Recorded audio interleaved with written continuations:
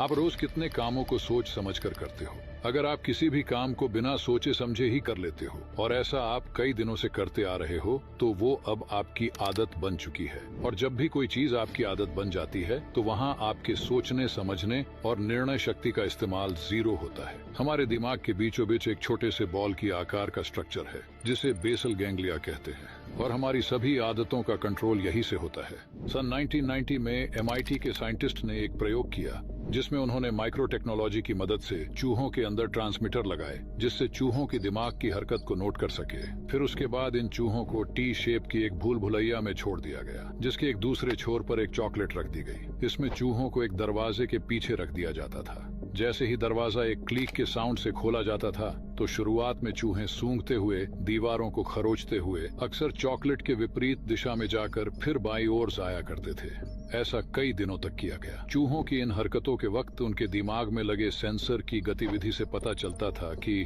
उनके दिमाग की गतिविधि बहुत ही तेज चल रही थी। मतलब वे इस पैटर्न को समझ रहे थे। कई दिनों तक इस प्रयोग को जारी रखने के बाद ये देखा गया कि अब चूहे सूंघना और दीवारों को खरोचना बंद कर दिए थे। अब धीरे धीरे वो सीधा ही उस भूल भुलैया में चॉकलेट तक पहुंच जाते थे। लेकिन जैसे जैसे वो इसे सीखते गए उनके दिमाग की गतिविधियां कम होने लगी और ये प्रक्रिया बासल गैंग्लिया में स्टोर हो गई। अब उन्हें ज्यादा सोचने और निर्णय लेने की जरूरत